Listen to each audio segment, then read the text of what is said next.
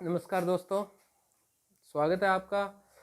Channel चल रहा है अपना शिक्षा मनोविज्ञान। टॉपिक चल रहा है चैनल पे शिक्षा मनोविज्ञान। ठीक है, तो चैनल तो आप पे है कि आप कितना चलाते हो। आगे ज़्यादा से ज़्यादा शेयर किया करो वीडियो को। तो शिक्षा मनोविज्ञान की बात करें तो शिक्षा का अर्थ मैंने आपको सिखाया था सीखना, और मनोविज्ञान का अर्थ आपको सिखा दिया मैंने व्यवहार।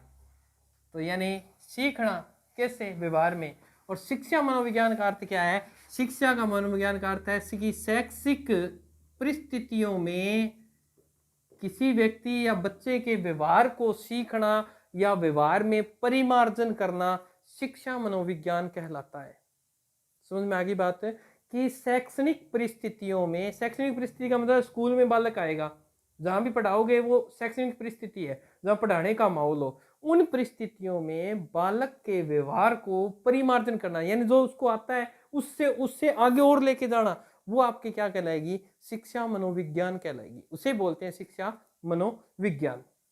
अगर बात करें कि शिक्षा मनोविज्ञान की शुरुआत कब हुई, तो देखिए शिक्षा मनोविज्ञान की शुरुआत हुई थी 1900 में। आपको ये पूछा जा सकता है कि शिक्षा मनोविज्ञान की उत्पत्ति कब हुई, तो शिक्षा मनोविज्ञान की जो उत्पत्ति हुई थी 1900 में हुई थी पूरी। अब इसे शिक्षा के क्षेत्र में लाने का श्रेय किसको जाता है? शिक्षा के क्षेत्र में लाने का श्रेय किसको जाता है? तो ये जाता है सन 1920 में मनोविज्ञान को, शिक्षा मनोविज्ञान को शिक्षा के क्षेत्र में लाने का श्रेय दिया जाता है किसको? थोरनडाइक को दिया जाता है। तो आपको पूछ सकता है कि मनोविज्ञान में शैक्षिक या शिक्षा मनोविज्ञान के जनक कौन है, तो इसका उत्तर आना चाहिए शैक्षिक मनोविज्ञान के जनक है वो थोरनडाइक है। 1920 में इसे स्पष्ट शाखा के रूप में थोरनडाइक के प्रयासों से इसे लागू किया गया। और इसमें वैज्ञानिक सूत्रपात किसने किया था, यह भी प्रश्न पूछा गया है। आपको ये पूछ सकता है कि वैज्ञानिक सूत्रपात किसने किया था या इसे वैज्ञानिक रूप से किसने बढ़ाया था, तो इस व्यक्ति का नाम था रूसो। कि शिक्षा मनोविज्ञान कब आई? 1900 में। शिक्षा मनोविज्ञान को शिक्षा में कौन लेके आया? थोरनडाइक। कब लेके आया? 1920 में। इसका वैज्ञानिक सूत्रपात किसने किया? रूसो ने किया था।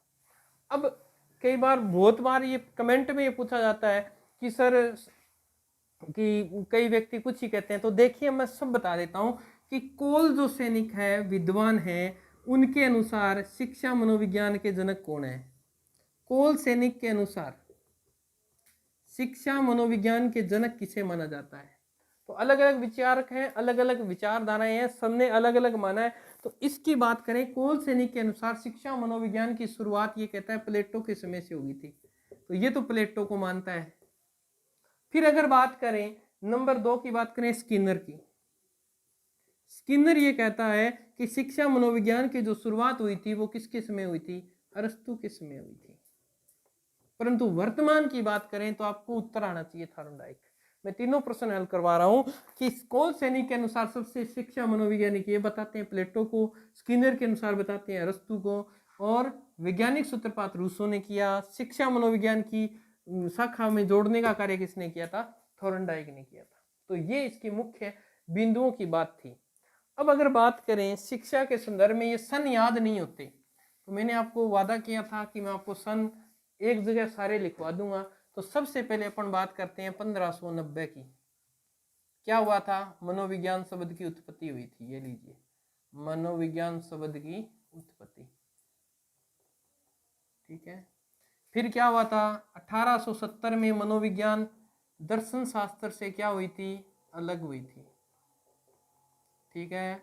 फिर 1879 में क्या हुआ था? जर्मनी के कौन से शहर में? लिप्जिंग में प्रथम मनोवैज्ञानिक प्रयोगशाला स्थापित हुई थी। प्रथम मनोवैज्ञानिक प्रयोगशाला स्थापित हुई थी। फिर 1890 में विलियम जेम्स ने क्या किया था? विलियम जेम्स ने एक किताब लिखी थी, प्रिंसिपल ऑफ साइकोलॉजी।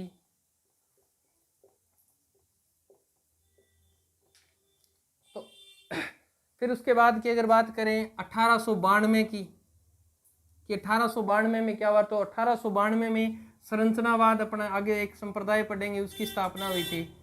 संरचनावाद की स्थापना हुई थी 1892 में। अगर 1892 में और बात करें कि 1892 में क्या हुआ था, तो देखिए 1892 में अमेरिका के अंदर एक शोध संस्थान शुरू हुआ था। शोध संस्थान की स्थापना हुई थी। और इसे स्थापित करने वाले कौन थे? स्टैनले हॉल थे, स्टैनले हॉल थे। अब अगर उसके 1892 के बाद की बात करें तो 1895 में क्या हुआ था? प्रकार्यवाद संप्रदाय की स्थापना हुई थी, प्रकार्यवाद संप्रदाय की स्थापना हुई थी। फिर उसके बाद की बात करें 1900 के अंदर क्या हुआ? तो 1900 में मनोविश्लेषणवाद की स्थापना हुई थी। ये संप्रदाय है मनोविश्लेषणवाद, जिन्हें डिटेल से करेंगे अपन। मनोविश्लेषणवाद की स्थापना हुई थी। फिर उसके बाद की बात करें 1913 में क्या हुआ था? 1913 में व्यवहारवाद की स्थापना हुई थी, व्यवहारवाद की स्थापना। ये सन याद करवा रहा हूं, बाकी ये सन आगे सारी साइको में आ जाएंगे दोबारा। 1913। फिर अगर बात करें 1904 रह गया था बीच में। 1904 में क्या हुआ था? वो पावलो था कुत्ते वाला, उसको नोबेल पुरस्कार मिला था, नोबेल पुरस्कार मिला था। ठीक है। फिर उसके बाद की बात करें 1905 में क्या हुआ था? तो यहाँ बिने और साइमन दोनों ने क्या बनाया था? बुद्धि परीक्षण तैयार किया था। बिने और साइमन द्वारा बुद्धि परीक्षण तैयार किया गया था। फिर 1908 की बात करें, 1908 में क्या हुआ था? एम में मानसिक आयु, मेंटल एज, इसका विचार दिया था। किसने दिया था? बिने ने दिया था। एम ए का यानी मानसिक आयु का विचार किसने दिया? बिने ने दिया। फिर अगर बात करें 1912 की, तो यहाँ क्या आई थी? आईक्यू लेवल यानी बुद्धि लब्धि जो दिया था। बुद्धि लब्धि का विचार देने वाला कौन था? स्टर्न था। किसने दिया था? फिर उसके बाद की बात करें 1912 के बाद में जो आया था 1916। तो 1916 में आपको मैंने करवाया था कलकत्ता भारत के अंदर प्रथम मनोवैज्ञानिक प्रयोगशाला बनी थी। भारत की मनोवैज्ञानिक प्रयोगशाला 1916 में बनी थी। फिर 1920 की बात करें, 1920 में गेस्टाल्टवाद का जन्म होता है। 1920 में गेस्टाल्टवाद का उदय हुआ था। ये थोड़ा सा आप ध्यान रखना लेना, इसका जर्मनी में उदय हुआ था इसका 1920 में, परंतु ध्यान रखना है इसका जन्म कब हो गया था? 1912 में हो गया था। गेस्टाल्टवाद का जन्म हुआ था, गेस्टाल्टवाद का जन्म हुआ 1912 में और जर्मनी के अंदर उदय हुआ था 1920 में। फिर 1954 की बात करें, 1954 में इलाहाबाद में, अपने भारत की बात है ये, इलाहाबाद में मनोविज्ञान की प्रयोगशाला स्थापित की गई थी, मनोविज्ञान शाला की स्थापना की गई थी। फिर अगर बात करें 1951 में, अच्छा एक पहले आ गया, कोई बात नहीं, 1951 में कार्ल रोजर्स, 1951 में कार्ल रोजर्स द्वारा रोगी केंद्रित चिकित्सालय की स्थापना की गई थी। रोगी केंद्रित चिकित्सालय या चिकित्सा का प्रतिपादन किया गया था। इसमें ध्यान रखना इस बात का थोड़ा सा कि कार्ल रोजर्स द्वारा 1951 में रोगी केंद्रित चिकित्सा का प्रतिपादन किया गया था। फिर 1954 की बात करें, दो बार ध्यान रखना 1954 यहाँ भी आएगा। 1954 की बात करें तो मेस्लो ने, मनोवैज्ञानिक है, इसने एक दिया था motivation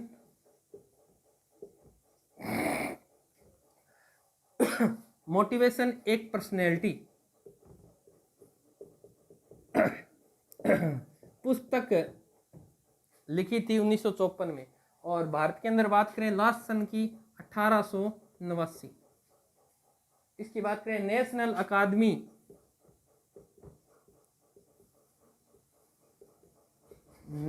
academy of Psychology India, ये एक संस्थान है, National Academy Psychology of India की स्थापना हुई थी। तो इसकी मुख्य बातें, मुख्य सन है, स्क्रीनशॉट ले लीजिए। ये मुख्य सन है जो पेपर में पूछे जा सकते हैं, तो आप इसका थोड़ा सा ध्यान रख लीजिए। तो ये मैं इरेज कर देता हूँ, फिर उसके बाद में अपन संप्रदाय पढ़ते हैं। तो आपने देख लिए होंगे ये मुख्य सन है।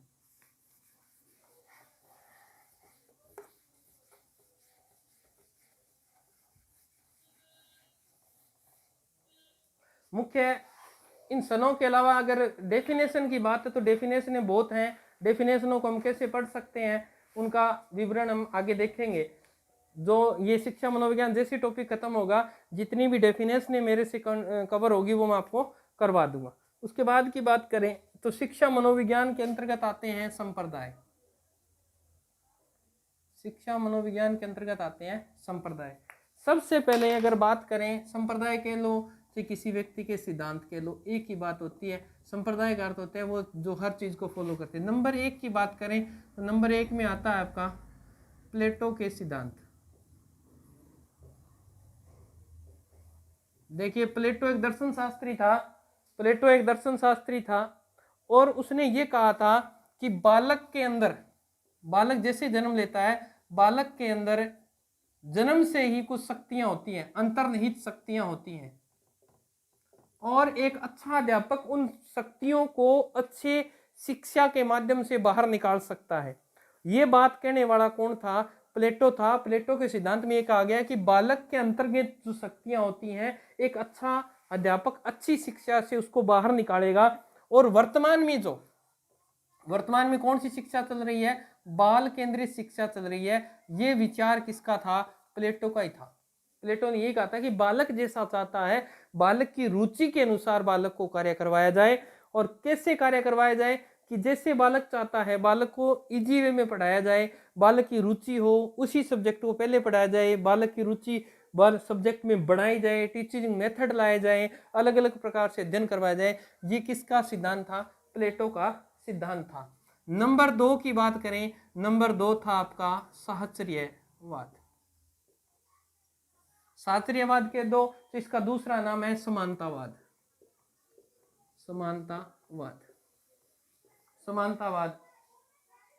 समानतावाद। तो इसके जो प्रतिपादक थे वो कौन थे? जॉन लॉक थे और इसका साथ दिया था ब्रेसले ने। जॉन लॉक, और इसको कैसे याद रख सकते हैं? तो इसमें यह कहा गया था कि साहचर्य का अर्थ क्या होता है? आप साहचर्य का अर्थ यह होता है कि जो चीज पहले आपने पढ़ रखी है, आपने जो चीज पहले पढ़ ली, अब आगे जो चीज पढ़ाई जाए पहली वाली से क्या कर दिया जाए? समझ स्थापित कर दिया जाए, समान चीजों को पढ़ाया जाए। और बालक जो सीखेगा ना, वो कैसे सीखेगा? अगर बालक को ए आता है ना तो ही वो आगे वाली पद पे बढ़ सकता है, बी सीखेगा। तो ये कहता है कि पूर्व ज्ञान से नवीन ज्ञान की ओर लेके जाओ बालक को। इस बात का विचार देने वाला कौन सा संप्रदाय है?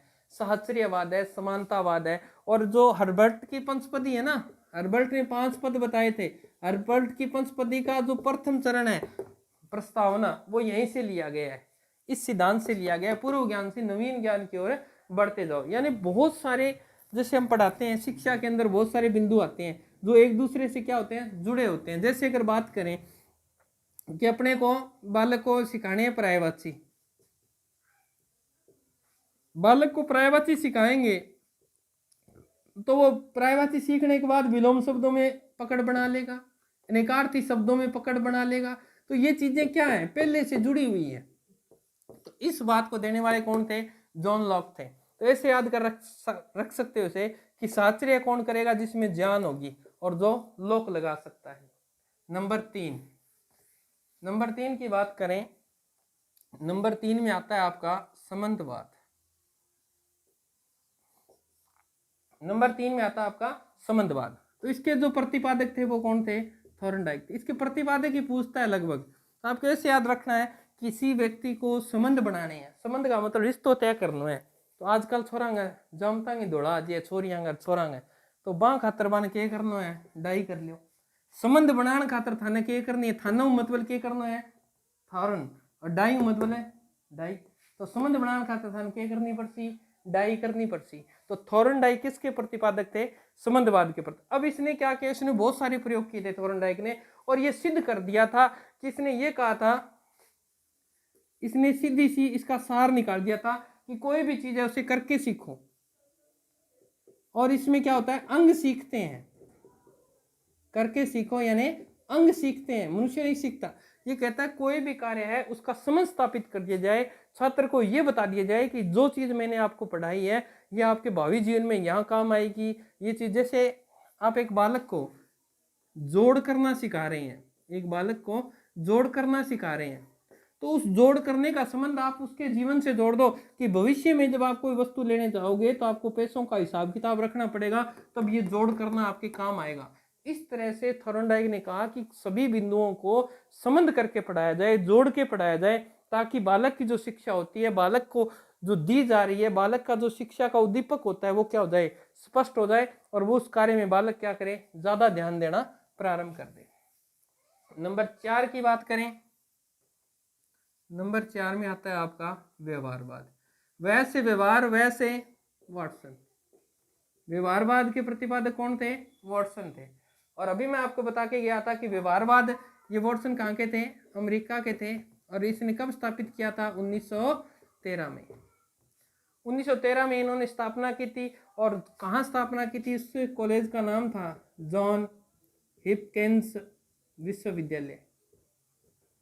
ठीक है, तो ये थोड़ा ध्यान रख लेना, जॉन हिपकिंस विश्वविद्यालय, इसमें इसकी स्थापना की। अब ये ध्यान रखना है कि ये तीनों जो हैं, ये तीनों तो कहते हैं कि बालक के, तीनों संप्रदाय की बात कहते हैं कि बालक के अंदर जन्मजात शक्तियां होती हैं, उन्हीं शक्तियों को अच्छी शिक्षा से बाहर निकाला जा सकता है।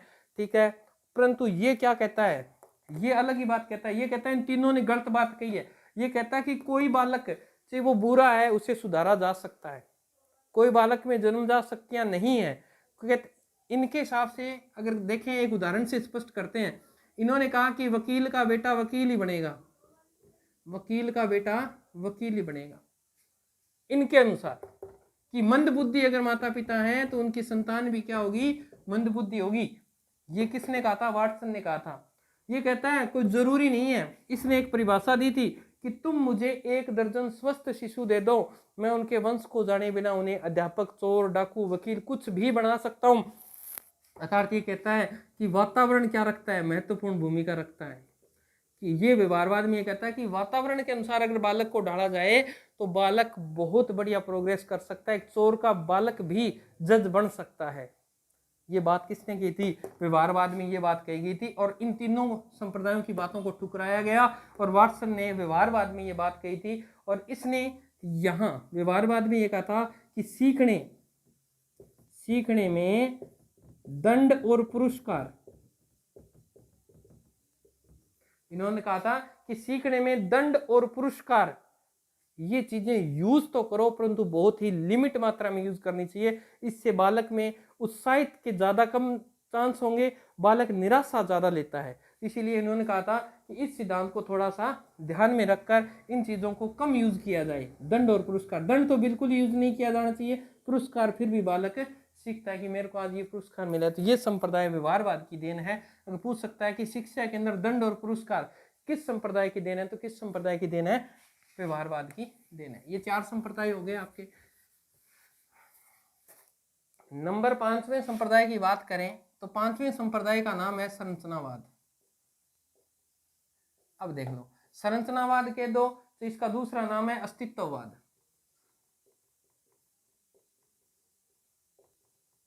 दो नाम हो गए, बहुत सारे नाम है। इसको अंतर्निरीक्षणवाद भी कहते हैं। तो इस बात का सिर्फ आपको यह ध्यान रखना है कि इसका प्रतिपादक कौन था। तो देखो, संरचना कैसे बनती है, संरचना कैसे बनती है। हम सोए पड़े हैं, पापा आए, जचा के बूंट लगाया, आपके पीठ पे क्या बन गई? संरचना बन गई। क्या लगाया? बूंट लगाया। तो कौन था इसका प्रतिपादक? William Wundt. और इसका शिष्य कौन था? टिचनर। तो संरचनावाद के जो प्रतिपादक हैं वो कौन है? तो इन्होंने कहाँ इसकी स्थापना की थी? तो इन्होंने की थी अमेरिका का एक विश्वविद्यालय जिसका नाम है कार्नेल विश्वविद्यालय। कार्नेल विश्वविद्यालय में इन्होंने इसकी स्थापना की थी। और इस संप्रदाय की स्थापना हुई थी 1800 में, पीछे करवा के गया हूं आपको, 92 में। इस संप्रदाय की स्थापना हुई थी 1892 में। यह कहता है, संरचनावादी क्या करते हैं कि कोई भी समस्या हो, उस समस्या के अलग अलग भाग होते हैं। कोई समस्या है, उसके अलग अलग भाग होते हैं, और प्रत्येक भाग को बालक को अलग अलग समझाया जाए। पहले भाग को समझाया, फिर दूसरे भाग को समझाया, तीसरे भाग, इस तरह प्रत्येक भाग को समझाया जाए। अर्थात ये जो संरचनावाद है ये किस सूत्र पर कार्य करता है? ये करता है अंश से पूर्ण की ओर।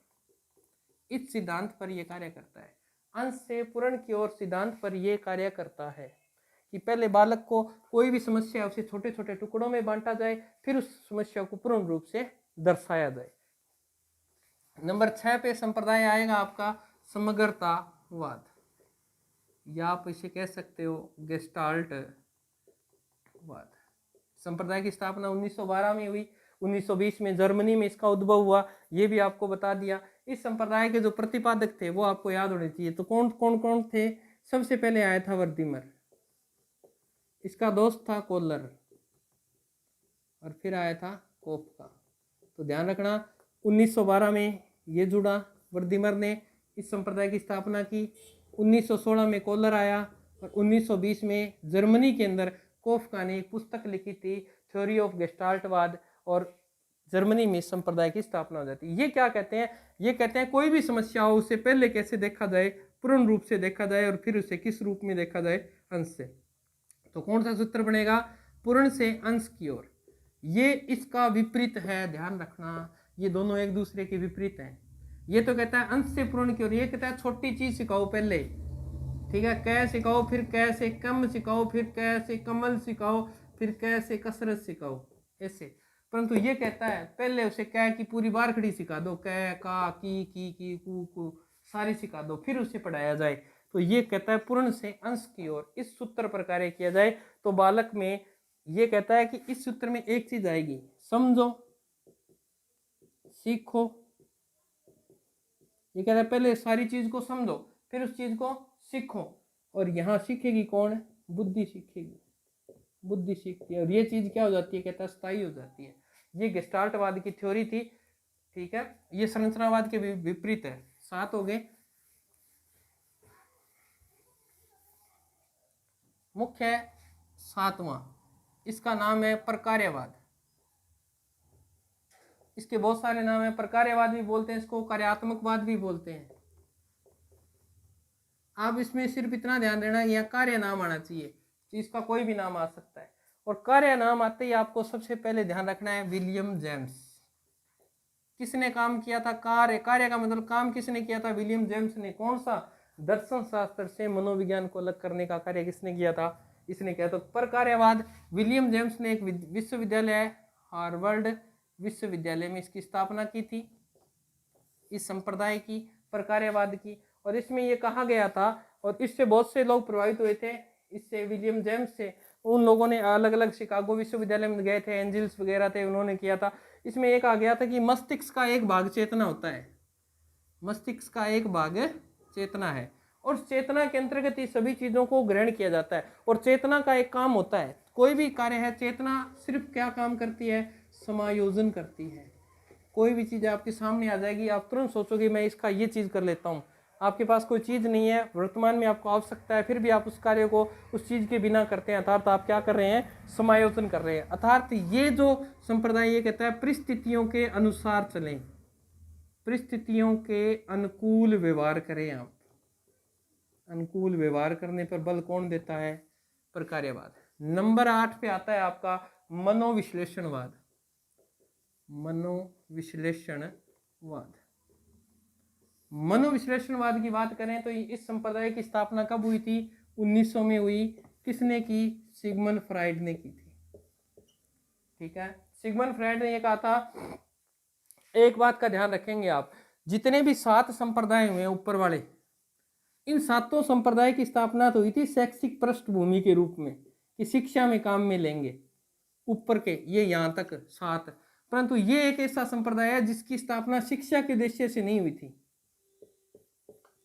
इस व्यवहार मनोविश्लेषणवाद की संप्रदाय की स्थापना शिक्षा के उद्देश्य से नहीं हुई, और इसमें यह कहा गया कि कोई भी मानव है, उस मानव के व्यवहार को नोट किया जाएगा, और वो किस प्रकार कार्य करता है इस बात को दोहराया जाएगा। ये एकमात्र ऐसा संप्रदाय जिसका उद्देश्य शिक्षा नहीं था, संपूर्ण मानव व्यवहार को पृष्ठभूमि पर उतारना था, कि मानव किस प्रकार व्यवहार करता है, क्या क्या क्रियाएं करता है। तो इसने आपको बताया था, सिगमंड फ्राइड ने मन की 3 अवस्थाएं बताई थी। कौन कौन सी? चेतन मन, दूसरा था अर्ध चेतन मन, और तीसरा था अचेतन मन, ठीक है। तो ये इसकी देन है। और इसी ने, सिगमंड फ्राइड ने 3 अवस्थाओं के अंतर्गत ये बताया था कि प्रकृति कितने प्रकार की होती थी। इसने बताया था कि प्रकृति भी, चलो मैं यहाँ डिटेल से करवा देता हूँ इसको, कि प्रकृति भी 3 प्रकार की होती है।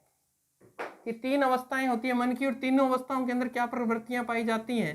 तो इसने कहा था पहली प्रवृत्ति होती है इड, दूसरी होती है ईगो और तीसरी होती है सुपर ईगो। ये क्या है इदम, ये क्या है अहम और ये क्या है परा अहम। इदम का अर्थ क्या है तो इसको ऐसे याद कर लो, ई से इच्छाओं की जननी, ई से इच्छाओं की जननी, डी से दानवीय प्रवृत्ति, यानी आदमी के मन की वो इच्छाएं जो कौन से मन में उत्पन्न होगी, ये यहां लिखता हूं मैं, ये होगी आदमी के कौन से मन में, अचेतन मन में। यहाँ आदमी के मन में सभी इच्छाएं कौन से मन में उत्पन्न होती है, अचेतन मन में होती है। इदम यानी इड, इद प्रवृत्ति का जो आदमी होता है वो अपने स्वार्थ के लिए दूसरे को नुकसान पहुंचा सकता है। इसी दूसरे को नुकसान पहुंचाना कौन सी प्रवृत्ति है, फिर दानवीय प्रवृत्ति होती है, अचेतन मन होता है। और ये कौन कहाँ से आती है, ये जन्मजात होती है, हर व्यक्ति में होती है, ये जन्मजात प्रवृत्ति होती है कि मैं ऊपर जाऊं और दूसरा नीचे आ जाए। इस प्रवृत्ति को बोलते हैं कौन सी, इद प्रवृत्ति। अब 2 नंबर पे आ गई अहम। अहम प्रवृत्ति की बात करें तो अहम प्रवृत्ति होती है, ये होती है वास्तविक, इसमें कल्पना प्लस वास्तविकता होती है। और यहाँ कौन सा मन काम करता है, यहाँ काम करता है अर्धचेतन मन, अर्धचेतन मन काम करता है। इस मन के अनुसार व्यक्ति के अंदर ये होता है कि मैं अच्छा काम करूं, बुरा छोड़ देता हूं, यानी इस तरह का जो व्यक्ति होगा वो इस तरह की धारणाएं रखेगा। ठीक है। नंबर 3 की बात करें तो ये हमेशा सत्यता को स्वीकार करेगा। वो सारे दिन झूठी झूठ बोलेगो, ध्यान रखियो डारो, वो सारे दिन सच्चो ही सच्चो बोलेगो, वो की झूठ और की सच्चो बोलेगो, ये सत्यता को स्वीकार करता है। और ये मन कौन सा होता है, ये चेतन मन होता है, ये चेतन मन होता है। अगर हम भारतीय दृष्टिकोण की बात करूं तो भारतीय दृष्टिकोण में कौन कौन से हैं, तो ये देखो भारतीय दृष्टिकोण में इसको बोलते हैं तमोगुणी, इसको बोलते हैं रजोगुणी और इसको बोलते हैं सत्वगुणी, यानी सारा दिन 700। तो इसमें किसी का बेटा फांसी पे टंगा जा रहा है, अगर वो झूठ बोलते तो बच जाए, परंतु वो झूठ नहीं बोलेगा, वो सत्य पे अडिग रहेगा, ये सत्यता को स्वीकार करता है, इसमें चेतन मन कार्य करता है। ठीक है, तो इसमें ये फ्राइड ने दिया था। अब अगर बात करें सिगमंड फ्राइड ने 3 अवस्थाएं 5 अवस्थाएं बताई हैं सिगमंड फ्राइड के अनुसार। सिगमंड फ्राइड कहता है मन का प्रेरक भावना, मन की प्रेरक भावना क्या होती है, काम होता है। काम का मतलब क्या होता है, सेक्स होता है। ये कहता है सेक्स सबसे जरूरी है, जिस प्रकार हमें भूख लगती है उसी प्रकार व्यक्ति को सेक्स भी जरूरी है। अब काम जो भावना है वो किस प्रकार कार्य करेगी, सिगमंड फ्राइड कहता है कि बालक जो छोटा बालक होता है उसमें सबसे ज्यादा सेक्स की भावना होती है, बड़ों से भी ज्यादा सेक्स की भावना छोटे बालक में होती है। किस प्रकार होती है उसने अलग अलग प्रकार बताए हैं, और इस सेक्स की भावना को सिगमंड फ्राइड ने क्या नाम दिया है, लिबिडो नाम दिया है। क्या नाम दिया है, ये प्रश्न पूछा गया था, सेक्स की भावना को लिबिडो नाम दिया गया है। इसकी इसने 5 अवस्थाएं बताई हैं। पहली अवस्था का नाम बताया इसने मुखावस्था। मुखावस्था का अर्थ क्या है, इस अवस्था में बालक कहता है, इसकी एज बताता है 18 माह। ये कहता है कि 18 महीने तक बालक को जो आनंद आता है, सेक्स की जो भावना होती है वो उसका मुख होता है, कि मुख में अंगूठा चूसना, ठीक है, अंगूठा चूसना, होठ काटना, अपने होठों को चूसना, ये सारी सेक्स की भावनाएं हैं। सिगमंड फ्राइड के अनुसार कहाँ तक चलती है, 18 माह तक चलती है। नंबर 2 में ये कहता है गुदावस्था, यानी एंगल स्टेज जिसे बोलते हैं। गुदावस्था की बात करें तो ये चलती है 18 महीने से 3 वर्ष तक। ये कहता है बालक जब 3 साल तक होता है ना, इस दौरान ये गुदावस्था को बहुत महत्वपूर्ण भूमिका देता है। ये अपने गुप्तांगों से खेलने लग जाता है, लेटरिन वगैरह जाता है तो अपने गुप्तांगों से अलग अलग प्रकार की क्रियाएं करता है।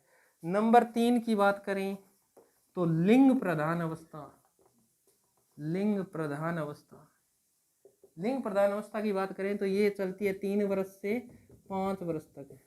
यहाँ बालक गलत एक्टिविटीज पर ज़्यादा ध्यान देता है, इसे फैलिक अवस्था भी बोलते हैं। बालक यहाँ अपने लिंग होते हैं, जैसे स्त्री के पुरुष के अलग अलग लिंगों पर ध्यान देना शुरू कर देता है, ये इस अवस्था की है। नंबर 4 की अवस्था होती है नीलीन अवस्था।